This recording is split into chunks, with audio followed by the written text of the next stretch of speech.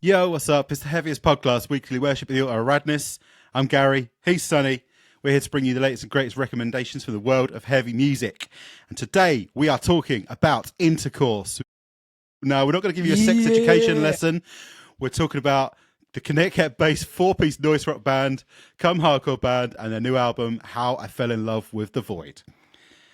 If you don't know about this band, you're in for an absolute bloody treat. If you're fans of Chat Pile, Thou, or even Crippling Alcoholism, stick around because we are going to introduce you to potentially your new favourite band. This band rule. The album came out on the 12th of September through Brutal Panda, and it is sick. I hope you're ready to get your voice box cut out by a grown man with no savings of Right? What a record. I mean, we've been banging a drum about this band for years and years and years and years and years. But this is easily their best record to date. They just keep getting better and better all the time, don't they? Mate, every release they step it up, and this one is no different. This one just, I mean, from a production standpoint as well, like this is like the first time that they've sort of put a bit more money into it, and they really like had a decent chunk of studio time from what they're saying in the press notes. It really shows. And it shows so much in here, man. Like I played this one and then listened into the record before this, and it's just night and day. Like it literally, the other one is literally like that proper like DIY sound. It almost, and this is what they need, mate. This is what they need. They are so sick, and everyone who doesn't love a bit of DIY, there's it's very sort of endearing, the whole DIY spirit and stuff. But when it comes to presenting the best, like one of my favorite bands in the best way, it's just beautiful to hear on this new record. Absolutely, man. Absolutely. Like the DIY like mentality is great, but sometimes you might be selling yourself short by trying to stay true to your ethics. And like it's not selling out, it's buying in, right? Like that's the thing. And the thing about it is this is easily the heaviest thing that they've ever done. Like I wouldn't even necessarily categorize them as a noise rock band anymore. Like they still have that mentality and they still have the style and the swagger of a noise rock band.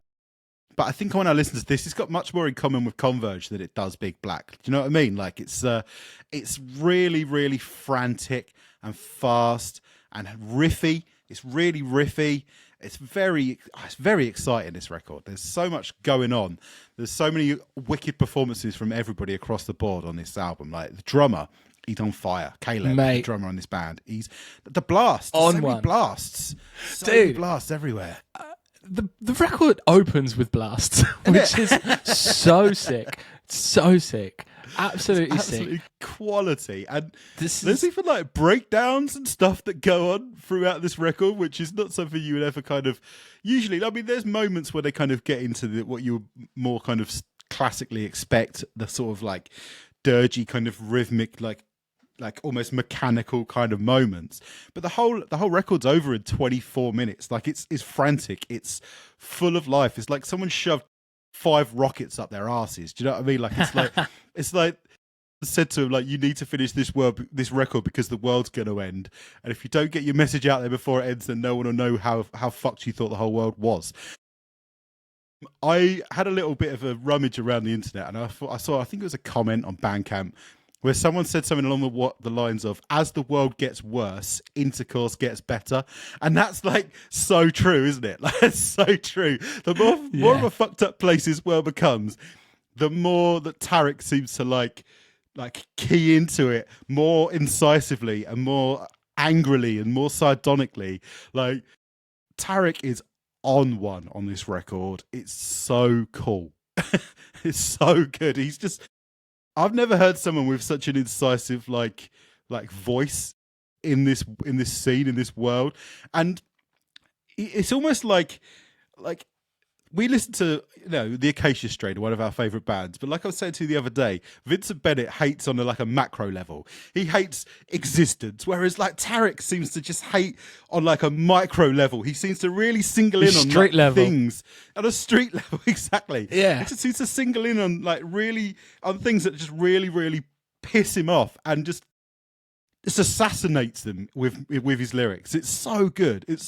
He's so poetic, but yet there's moments where he just throws that completely out the window, and he just kind of, it's almost like he stopped reading lyrics and he's literally just like, no, this is, I've just got to do this now, guys. This is just, it's hit me in the moment and I've just got to get angry right now. I love it.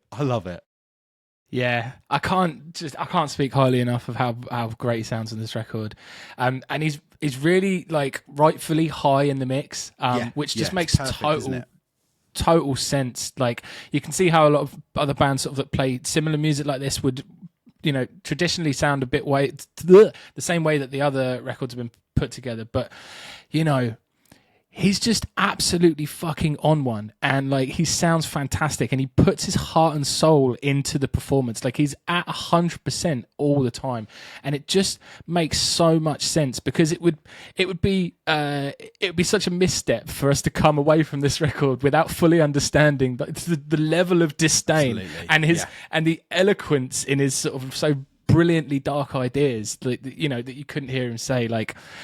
If you didn't hear him saying he wanted to comb his hair with a hammer and, things like that, there's just so much good shit going on. And that production job just really elevates it and brings him to the forefront where he should be. Like, I think what I've always loved about this band, and what this record helps shine, is like, just, the lyrical style is very much this sort of like internal monologue. It's not just choruses and hooks and things like that. It's this like sort of stream of consciousness, like sort of brilliance. It's like more sort of often like relatable statements, like just really, really honest moments, like a man on a cliff hating himself more than he's sort of hating the world. It's that deprivation that I find really endearing, because like, I don't really listen to a lot of hip hop, right? But one of the things I really don't like about hip hop is like sort of like the bravado edge of it. Sometimes it can be funny. Like I do enjoy Action Bronson because the bravado is just absolute lunacy. Yeah. But like, there's comedy in the bravado instead of like comedy. And then, at the opposite end, you have the comedy in like the self-deprecating sort of stuff that, there's a reason why people love characters like the Joker. There's a reason why people adore watching like serial killer movies and stuff like that. And the reason is because like an interesting, like eloquent antagonist can be a really brilliant focal point.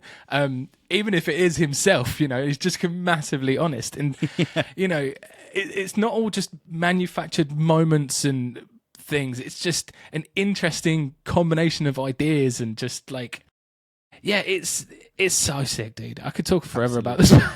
It's insight into his state of mind, and there's like, it's almost like pages from his diary that you're not even supposed to hear. He's supposed to write in it and put it away, and no one will ever see it again. But he decides to like put it out there for everybody, and it's almost like the car crash you can't look away from. And I love that. And I like, there's like, I've got so many moments that I've like just got speech marks in my notes here, but like the Ballad of Max Wright, the opening track, that bit when he's like, I've gazed into the abyss for so long, I've made it uncomfortable. And I spent days trying to wind down, gassing up my fellow wounded kings on the divorce subreddit, listening to podcasts where famous people complain about problems I wish I had, and Googling how to forgive myself. That's just like the way that he just cuts straight into this massive chunk of like disillusioned men in like 2025 with that one rant of lyrics. And like the song itself, the Ballad of Max Wright, I'm not really entirely sure what the whole thing's about, but if you've watched the video, it's like Max Wright was an actor who was on the show Alf, and in the video there's someone playing Max Wright who's chasing down and murdering Alf. You know, the weird alien. That's the video for this song, and it's absolutely incredible. He just buries him in the woods and he like tortures him. It's so. There's a lyric in the song where he says, "I refuse to play second fiddle to a Muppet," and to a Muppet. Just like the whole thing is kind of obtuse and obscure, but at the same time it just zeroes in so perfectly instantly. I love it. It's really, really clever, really insightful. He's obviously like a really well educated and really learned guy who likes to spend his time like reading Cormac McCarthy as he announces in one of the tracks. Like this record, like I've got to say, Cadaver Resume is one of the most intense things. Like the final breakdown is it's like a minute and a half. It's got like a rad as hell. It's like it opens with like a weird like woozy dissonant riff, which is so sick. Yeah. Like the drums come alive on that, mate. Zoloft on Blow, like that was the point in the record where I was like, oh damn, this is so heavy. This definitely feels the heaviest they've been. It's brilliant. There's like a real cool sort of like sludgy, broken every time I die riff type in there. It's mate, and I really do feel, especially in the Ballad of Max Wright, like the opening track, this is them as epic as they've ever been. I feel like there's a real dollop of like post-hardcore instrumentation that comes through in this, and it just makes it sound absolutely bloody massive. And like when you've got a band sounding as heavy as they've ever sound, as eloquent as they've ever sound, and as epic as they've ever sound, mate, you're onto a fucking winner. Sure, dude, for sure. Like I was having a look. They've got somewhere in the region of about 9,000 monthly listeners on Spotify, and in a kind of post-Chat Pile world, for Intercourse, that just seems wrong. That just seems absolutely wrong. You look at Chat Pile are considerably more like obtuse than these guys are. Like they've got much less universal appeal, and yet they've suddenly kind of in the last few years become massive. And I feel like Intercourse should be the band. I mean, to be fair, they have. I feel like this record has had one of the biggest pushes the band have ever had. They've got that press representation, which is really cool. Like we got emailed that album with a really good bio, like a couple of months before it was coming out. Like I feel like they understand that what they've created with this record is something really exciting, and they should be like backing themselves a lot more than maybe they ever have done before. And I think that this is the thing. And if we have any sort of platform as a podcast, we want people to get out there and check out this band, listen to this record, get excited about Intercourse. Whoop, every time I do it, it's funny. The world needs more Intercourse.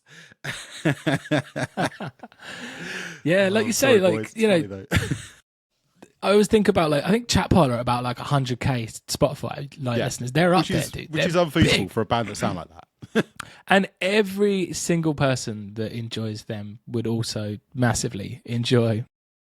Absolutely. And more people. There's wider appeal for what Intercourse are doing than what Chat Pile are doing because of the extra elements of like hardcore and like chaotic metalcore and like you said, post-hardcore and all these kind of extra things that are in there, which Chat Pile don't do. Chat Pile kind of do their thing plus new metal.